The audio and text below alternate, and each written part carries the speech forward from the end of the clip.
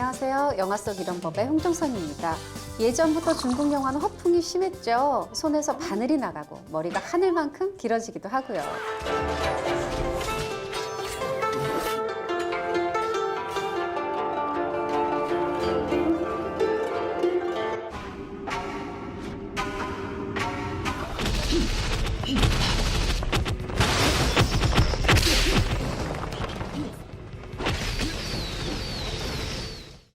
뭐래도 우리는 다르다. 세계 중심은 우리다. 뭐 이런 중화사상이 불편하기도 하지만 대륙 스타일이라는 이름으로 큰 즐거움을 준 것도 사실입니다. 이번에 중국 최초의 SF 재난 블록버스터라는 수식어가 붙은 영화가 나왔습니다. 지구가 생명을 다해 새로운 살 길을 찾는다는 설정은 익숙한데 그 해법은 그야말로 중국답습니다. 어떤 기상천외한 상상력을 발휘했는지 허윤 변호사와 함께 확인해 봅니다. 어서 오세요. 안녕하세요. 네, 오늘 함께할 영화 소개해 주시죠. 태양이 적색거성이 되면서 지구는 소멸 위기에 처하게 됩니다. 세계연합정부는 지구를 떠나는 대신 지구를 안전한 곳으로 옮기는 작업을 시행하는데요. 프로젝트명 유랑지구, 영화로 확인하시겠습니다.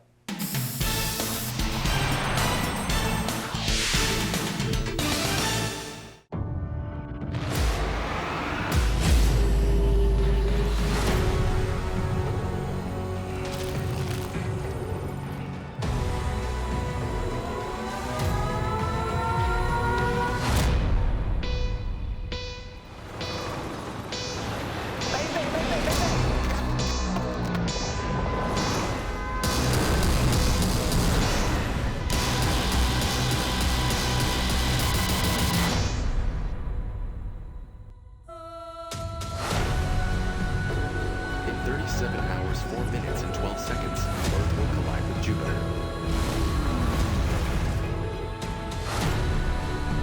12. The Wandering Earth project has failed.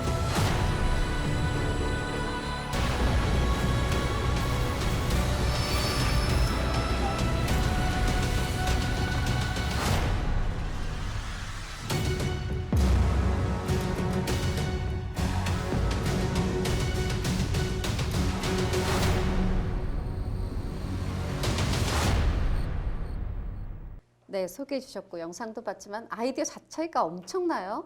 그동안은 보통 이 지구인을 다른 행성으로 이주시킨다 뭐 이런 거잖아요. 지구 멸망이 다가올 때 해법이. 그런데 이 유랑지구에서는 지구 자체를 움직여요. 이게 아무나 할 수 있는 뭐 그런 상상은 아니다 싶고 이게 막 인터스텔라처럼 어떤 무슨 원이론 뭐 정밀한 과학적 근거를 따지기보다 그렇게 괜찮을 것 같은데 막 밀어붙인 느낌도 들던데 허 변호사는 어떻게 보셨어요? 이게 영화를 보고 나와서 감상평을 보니까 호불호가 심하게 갈리더라고요. 기자님 말씀하신 것처럼 대륙의 기상이다. 이렇게 평하는 사람들도 있고요. 어떤 사람들은 이게 말이 되냐 이렇게도 표현을 하던데 어쨌거나 그 참신한 아이디어 그리고 스토리를 이끌어가는 능력은 중국 최초의 SF 재난 블록버스터인데요. 그 가능성이 굉장히 밝다고 보여집니다. 그쵸. 할리우드에 버금가는 사실 버금은 아니고요. 좀 떨어지긴 해도 네. 적어도 조만간 할리우드과 비슷한 위치까지 갈 수 있겠구나라는 생각이 들더라고요. 맞습니다. 이게 아이디어가 황당하기 때문에 어떻게 보면 CG, 현실감을 주는 CG가 더 중요해요. 그럴싸해 보여야 되잖아요. 그 CG는 어떻게 보셨어요? CG가 굉장히 괜찮았습니다.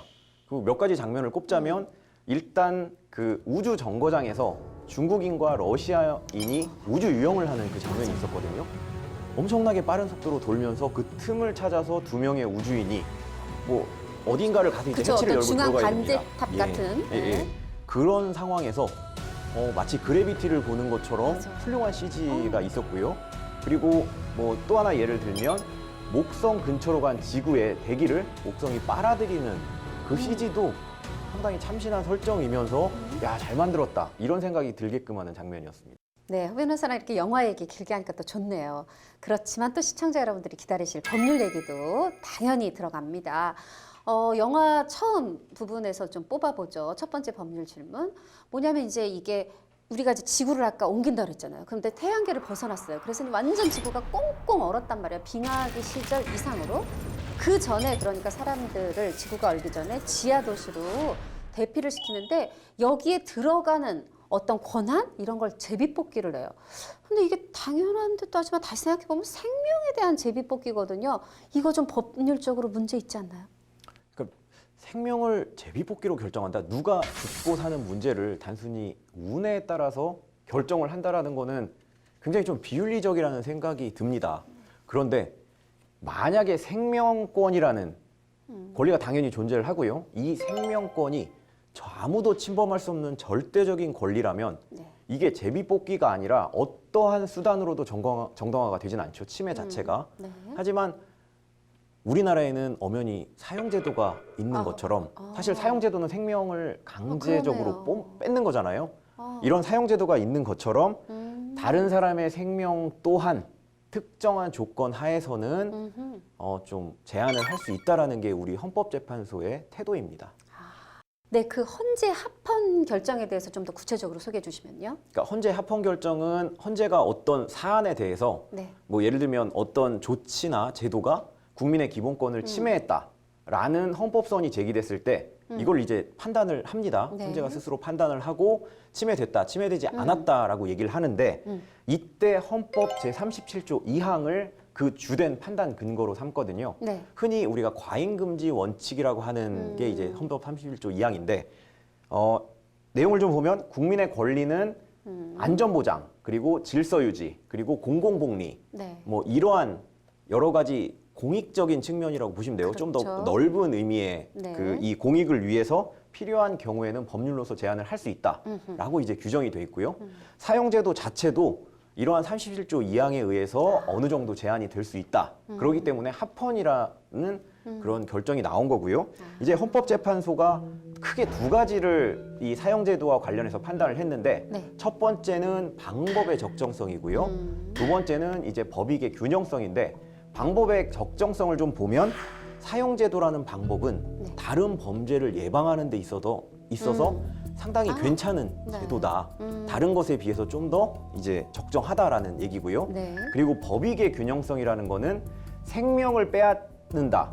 이거는 가해자가 있고 피해자가 있는 거지 않습니까? 네. 근데 피해자의 생명과 가해자의 생명을 놓고 비교를 했을 때 가해자의 생명을 보호할 만한 우월한 필요성이 인정되지 않는다.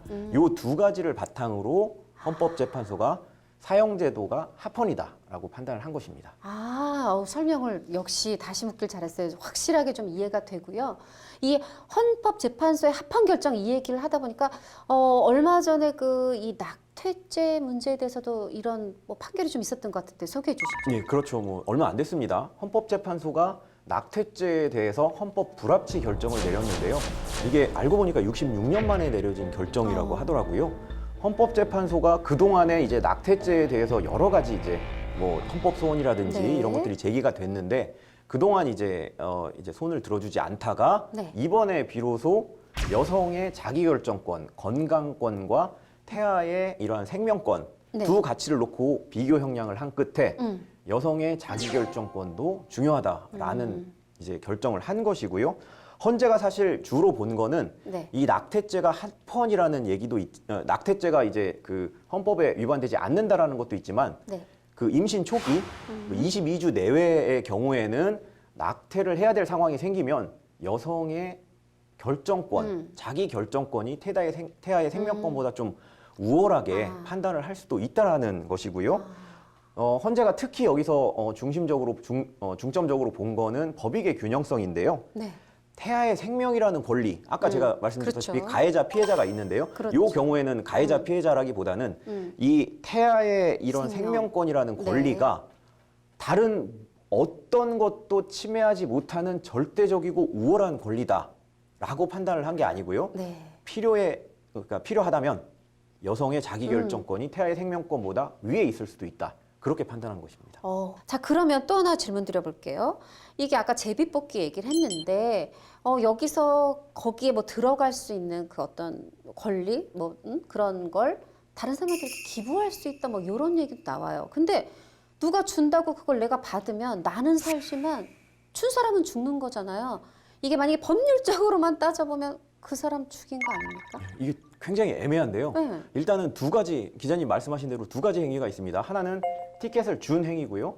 그리고 또 하나는 이 티켓을 주고 난 다음에 준 사람이 이제 목숨을 잃는 그런 행위입니다. 만약에 이 두 가지 행위가 따로따로 분리가 됐다라고 생각을 한다면 티켓은 선의로서 준 거고 티켓을 주고 나서 나는 내 스스로 내가 죽음을 선택했다. 그렇게 되면 사실 큰 문제는 없을 텐데 네. 사실 이 두 가지를 완벽하게 분리해서 그쵸, 생각하기는 힘들죠. 약간 어렵습니다. 네. 그래서 하나로 엮어서 보면은 티켓을 받았기 때문에 나한테 티켓을 준 사람이 그러니까 죽을 수도 있다라는 거를 분명히 알죠. 압니다. 예. 네. 그렇기 때문에 티켓을 받지 말아야 되겠다는 생각도 분명히 했을 테고 내가 받으면 저 사람이 죽겠거니라는 생각도 분명히 했을 텐데 그렇기 때문에 혹시 이게 살인죄가 아니냐. 그러니까요. 그런 사람을 죽게 만들었으니까요. 네. 그런 얘기가 나올 수도 있는데 이때 한 가지 개념이 등장하는 게 우리 형법상 피해자의 승낙이라는 아, 피해자의 승낙. 것입니다. 형법 제24조를 보면 처분할 수 있는 자의 승낙에 의하여 그 법익을 훼손한 행위는 법률에 특별한 규정이 없으면 처벌하지 못한다라고 되어 있습니다. 즉 피해자가 자신의 생명을 포기하면서 티켓을 줬기 때문에 피해자가 승낙한 것이므로 죄가 안 된다. 위법성이 조각된다. 뭐 이런 식으로 표현을 할 수가 있겠습니다. 아, 그러니까 그 피해자의 승낙 이 조항에 의해서 위법성이 조각된다는 말씀인가요? 예, 그렇습니다. 살인죄가 성립되지만 위법성이 조각되기 때문에 실제로 처벌은 받지 않는다. 뭐 이런 법리인데요. 정말 그런지는 사실 따져봐야 됩니다.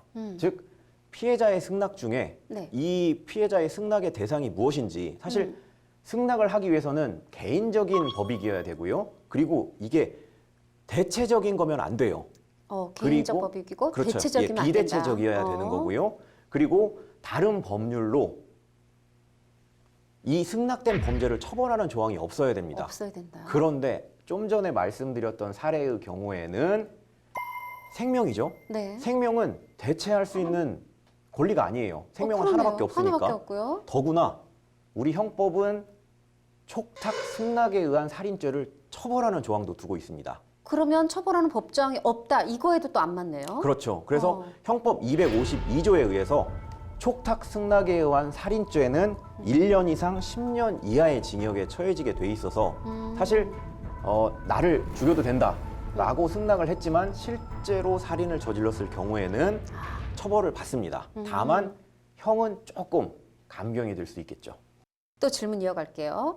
자, 여기서 이 할아버지가 사실은 이제 어떤 이 특수한 차량을 운전할 수 있는 운전면허증이 있어요. 그리고 이 굴초소, 이 손자는 뭐 할아버지한테 운전 조금 배우긴 했지만 사실 무면허인데 할아버지 운전면허증 가지고 내 동생 한송이, 한도더를 이렇게 막 세상 구경, 왜냐면 늘 지하 도시에서 살았으니까 꽁꽁은 지상이지만 지상 보여주겠다며 올라가가지고 이렇게 막 운전을 시작하는데 막 옆에 차 부딪히고 막 이럽니다. 요거 혼나야 되겠죠? 처벌 받겠죠? 예, 일단 뭐 동생을 위해서 그렇게 한 행동 자체는 가상한데 뭐 키를 훔쳐서 할아버지의 키를 훔쳐서 몰래 차를 운전을 했고요. 그랬을 경우에 일단 자동차 등 불법 사용죄로 처벌을 받을 수가 있습니다. 네. 그리고 손괴죄도 문제가 되는데요. 아, 손괴죄. 차량을 출발하자마자 근처에 있는 차량을 이제 부시잖아요. 네. 뭐 당연히 손괴죄가 성립이 될 텐데 자동차를 가지고 손괴를 했을 경우에는 이제 특수손괴죄가 특수손괴. 성립이 될 수가 있습니다. 그리고 또 하나 여기서 말씀을 드릴 수 있는 게 운전을 해 가면서 우리 어떤 구조물을 부시거든요. 손괴를 하는데 이 구조물 자체가 우리가 흔히 볼 수 있는 구조물이 아니에요. 그렇죠. 이 지구를 옮기기 위해서 만 개의 뭐 이렇게 추진체를 그쵸, 추진체, 심었잖아요. 엔진. 이것들을 위한 구조물이라고 네. 사실 판단이 되고요. 그쵸. 이게 부서진다면 이 유랑지구 프로젝트 자체가 좌초할 수도 있는 거거든요. 그렇죠. 그렇기 때문에 공익 건조물에 해당한다라고 볼 수도 있고, 그래서 형법 367조 공익 건조물 파괴죄까지도 성립할 수가 있습니다. 네, 그렇군요. 이 아무래도 이 송중기 닮은 류치가 주인공이어서 또 류치 관련 질문 하나 더 드려볼게요. 이 하여튼 뭐 마음대로 운전하고 이래가지고 지금 어떤 구치소랄까 감옥에 갇혔어요. 그랬는데 그때 이제 이 옆에 노랑머리에 이제 반은 호주 사람, 반은 중국 사람인 혼혈인이 있잖아요. 그 사람과 막 얘기를 주고받다가 화가 난다고 류치가 벽에 손을 딱 쳤는데 갑자기 벽에 막 금이 가는 거예요. 그래서 제가 아, 드디어 또 중국이 이 대륙풍 스타일의 또 액션을 하나 보다. 얘가 지금 SF 재난 블록버스터를 넘어서서 이거 무슨 뭐 쿵푸야? 유단자야? 뭐 각성돼가지고 무슨 히어로물 찍어? 깜짝 놀랐는데 아니더라고요. 지진이 난 거였어요. 지진이 났지만 여하튼 무너졌지만 감옥에 가만히 있지 않고 탈출했잖아요. 탈옥. 물론 거기 탈옥 안 하면 죽을 것 같기도 하지만 이거 탈옥제 적용될 거야? 아니면 있었으면 죽었으니까 탈옥제는 적용받지 않을까요? 어쨌거나 영화 상황만으로 보면 자동차 등 불법 사용죄와 뭐 여러 가지 등등등 범죄 혐의로 지금 구금이 됐습니다. 그렇죠. 그리고 구금이 된 상황에서는 국가에 의한 적법 절차에 따르지 않고서는 밖으로 나가게 되면 당연히 도주죄 이런 게 해당이 됩니다. 더구나 혼자 나간 게 아니라 뭐 할아버지 동생 뭐 옆방 그쵸. 호주 총각이랑 호주 청년이랑 같이 나가지 않았습니까? 그러면 이제 4명이 합동해서 나간 거라서 특수도주죄가 성립되는 거는 사실 의문의 여지가 없습니다. 아, 법률적으로는 이해는 되는데 아니 거기 탈옥 안 했으면 거기서 깔려 죽었잖아요. 그래도 처벌받아야 돼요? 그렇죠. 그래서 이제 우리 법이 특수한 상황에서는 위법성을 조각을 시켜주고 그래서 처벌을 안 하는 건데요. 간단하게 이제 위법성 조각 사유 중에 네. 긴급 피난이 성립되는지를 좀 살펴보면 형법 제22조에는 긴급 피난을 규정을 하고 있는데요. 이제 자기 또는 타인의 법익에 대한 현재의 위난을 피하기 위한 행위는 상당한 이유가 있을 때에는 벌하지 아니한다 이렇게 돼 있거든요. 아하. 그러면 이게 상당한 이유가 있느냐를 따져보면 도망치지 않으면 죽잖아요. 그렇죠. 그리고 이미 다 무너졌어요.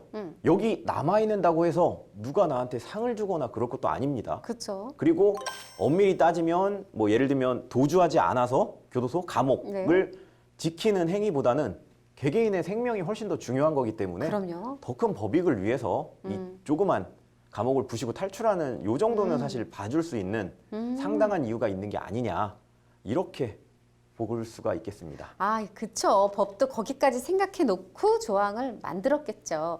자, 그러면 이 재밌는 유랑지구다 보니까 재밌는 상황들이 있어서 자꾸 좀 얄미운 질문 또 해볼게요. 우리가 제비뽑기처럼 요것도 또 살인의 어떤 가능성이 있을까 한번 들어봐 주세요. 거기 이제 우여곡절 끝에 탈옥은 했지만 그 뒤에 이 지구를 구하는 구조대에 합류해서 일을 돕게 돼요. 근데 이제 그러다 보니까 그 차량 안에 구조대랑 우리 류치 일행, 한송이 일행이 같이 타게 됐는데 그 중에 어떤 이제 아저씨가 있는데 그 아저씨가 굉장히 멀미가 많이 나나 봐요. 그래가지고 이제 구토를 하려고 하는데 이 호주 청년 헬멧에다 하려고 그래요. 근데 이게 보통 헬멧이 아니잖아요. 이 차량 바깥만 나가면 금세 다 얼어 죽는 상황인 그거를 막아주는 헬멧이고 산소가 나오는 헬멧이에요. 근데 그 중요한 남의 헬멧에다가 이렇게 구토하는 거 이것도 거의 살인죄 아닙니까? 일단 살인죄가 성립되는지 안 되는지를 보기 위해서는 네. 인과관계 부분을 좀 따져봐야 되는데요. 네. 인과관계가 뭐냐면 어떠한 행위를 했을 때 그 행위와 결과 사이의 연관성 그걸 이제 인과관계라고 얘기를 네. 하는데요. 이제 헬멧에 오바이트를 했습니다. 그래서 토를 했는데 그 기자님 말씀하신 대로 이 토가 담긴 구토물이 담긴 헬멧을 쓸 수도 있어요. 하지만 못 쓰는 사람도 있을 거거든요. 그렇죠. 그래서 그걸로 인해서 사망이라는 결과가 발생을 했을 때 네. 처음에 토를 한 행위와 이 사망 사이에 어떠한 인과관계가 있는지 네. 요거를 보는 건데 인과관계의 유형 중에 그러니까 인과관계가 여러 네. 개가 있거든요. 네. 그 중에 이제 비유형적인 인과관계라는 게 이제 지금 현재 이 영화에서 나오는 거거든요. 네. 비유형적 인과관계는 어떠한 결과에 이르는 과정이 있는데 다른 원인이 개입해서 최초의 원인과 함께 어우러져서 결국에는 최종적인 결과를 발생하게끔 하는 그거거든요. 네. 좀 전에 그 얘기를 잠깐 나눈 꽝 쳤는데 네. 벽을 쳤는데 무너졌죠. 네. 지진 때문에 무너졌죠. 그러면은 이게 쳐서 무너진 건지 지진 때문에 무너진 건지 이 인과관계가 어떻게 되느냐 네. 요 문제이기도 하고요. 간단하게 이제 좀 쉽게 설명을 하기 위해서 예를 들면 한 운전사가 차를 운전해 가다가 키를 꽂아 놓은 상황에서 네. 이제 내렸습니다. 네. 근데 옆좌석에 만약에 성인 남성이 타고 있다면 그리고 이 성인 남성이 키가 꽂힌 차를 무단으로 움직여서 가다가 사고를 냈다면 이거는 인과관계를 그러니까 부정이 됩니다. 근데 옆에 어린아이가 타고 있어요. 아하. 근데 이 어린아이가 차를 무단으로 운전했다가 사고가 나게 되면 인과관계가 인정이 됩니다. 왜 인정이 되냐면 옆에 어린아이가 탔다면 이 어린아이한테 차를 운전하지 말 아, 것을 이제 주의를 줘야 되는 거죠. 그렇죠. 그게 안 되면 차 키를 뽑아서 운전을 못하게 하거나 그런 것들을 충분히 예상을 할 수 있음에도 불구하고 그냥 만연하게 키를 꽂고 내려서 사고를 내게 했다면 어린아이의 경우에는 이 인과관계가 인정이 된다라는 게 이제 비유형적 인과관계와 통상적인 인과관계를 좀 나누는 그 기준이 됩니다. 자, 또 요번에 그 사람 말고 어떤 인공지능에게도 죄가 있는지 한번 따져보고 싶어요. 뭐냐 하면 지금 이제 이 세계 연합정부가 있는데 지구가 목성하고 충돌해가지고 이제 다른 우주로 가다가 목성에 빨려 들어가가지고 원래 궤도를 벗어나서 빨려 들어가서 지금 지구가 멸망할 것 같다. 아, 37시간 뒤에 멸망? 우리는 지구를 포기하겠어. 이런 상황이 됐어요. 그런데 이 상황을 알고 있는 우주정거장의 류치 아빠는 미치겠죠. 지금 지구에 내 아들이 있는데 그러다 보니까 뭔가를 하려고 그러는데 이 모스가 수면가스를 주입해가지고 빨리 막 캡슐 안에 넣으라고 하면서 억지로 잠들게 하려고 해요.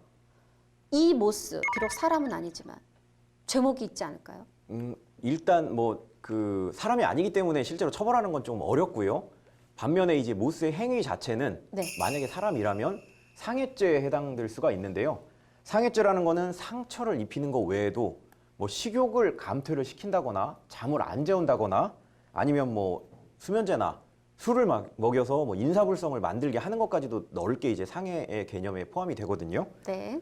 뭐 모스 같은 경우에도 이제 그 실제로 수면가스를 주입을 해서 잠을 재우려 했기 때문에 상해죄가 성립이 될 수 있는데 네. 뭐 결국에는 잠이 안 들었기 때문에 미수에 그치게 되는 거죠. 네. 사실 뭐 지금까지 뭐 제비뽑기든 뭐 이 구토 문제든 뭐 이런 수면가스든 뭔가 생명이 왔다 갔다 하는 문제 얘기를 했다면 조금 가벼워 보이는 제목을 한번 그럴 것 같은 걸 여쭤볼게요. 이 류치가 동생 이제 세상 구경 시켜주겠다고. 근데 동생이 학교에 가 있단 말이에요. 학교에서 빼내와야 되니까 어떤 기계장치를 이용해서 학교에 정전을 일으키고 그리고 숑 동생을 데리고 나와요. 사실 그 장면이 재밌었는데 왜냐면 옆에 막 창문처럼 바깥 세상처럼 자연처럼 있더니 그게 그냥 그냥 다 홀로그램 같은 거였던 거죠. 그때 뭔가 이렇게 학교에 정전을 일으킨 행위, 요거 처벌 어떤 처벌 받을까요? 일단 처벌을 받긴 받아야 될 텐데 이게 사실 센 처벌을 받아야 되는지 약한 처벌을 받아야 되는지 저도 처음에 굉장히 궁금하더라고요. 왜냐면 이거 약한 처벌이 아니에요? 네, 장난삼아 뭐 전기를 끄게 할 수도 있는 거고요. 의도는 좋았잖아요. 동생을 바깥 구경 시켜주려고 한 거니까. 근데 우리 형법에는 굉장히 무겁게 처벌하는 조항이 있습니다. 그래요? 형법 173조를 보면 전기 공급을 방해했을 때 처벌하는 규정인데 이게 1년 이상 10년 이하의 징역형이 규정이 되어 있습니다. 이 정도 수준이면 좀 전에 말씀드렸던 승낙에 의한 살인죄 그리고 인신매매범 요 정도에 준하는 처벌이거든요. 그래서 이 오빠가 정말 선의로 한 행동이지만 걸렸다면 정말 중형을 받을 수 있는 상황입니다. 유랑지구 사실 의도치 않았는데 오늘 뭔가 처벌이 센 강력범죄 얘기를 많이 나눈 것 같아요. 근데 그 중에서 저는 이제 승낙에 의한 살인죄가 좀 인상 깊었습니다. 상대가 원했다고 해도 날 좀 죽게 내버려둬 내가 원해서 죽는 거야 하더라도 우리가 내버려둬서는 안 되겠다는 그런 생각을 해봤습니다. 다음에도 또 좋은 말씀 부탁드리면서 오늘은 여기서 인사 나눌게요. 고맙습니다. 배우 주지훈이 신과 함께를 같이 했던 김동욱에게 커피차를 선물했더라고요. 점점 인기가 커가는 드라마 근로감독관 조장풍을 위해서 말이죠. 주지훈은 이전에도 아수라를 함께했던 정우성과 신과 함께를 같이 한 김양기가 주연한 영화 증인에도 커피차를 선물했죠. 또 주기만 한 것도 아닙니다. 영화 공작의 윤정빈 감독, 드라마 킹덤의 김성우 감독, 또 팬들로부터 간식차를 선물받기도 했습니다. 받으면 줄 아는 태도, 말처럼 쉽지만은 않습니다. 먼저 베푸는 건 더더욱 어렵고요. 어렵다고 주저하지만 말고 내게 무언가를 베푼 사람에게라도 고마움을 되돌려주며 살다 보면 세상이 조금은 더 훈훈해지지 않을까요? 커피차처럼 큰 게 아니어도 됩니다. 따뜻한 마음이 담긴 문자 하나가 우리를 웃게 합니다. 다음 주에 다시 올게요. 고맙습니다. Welcome to my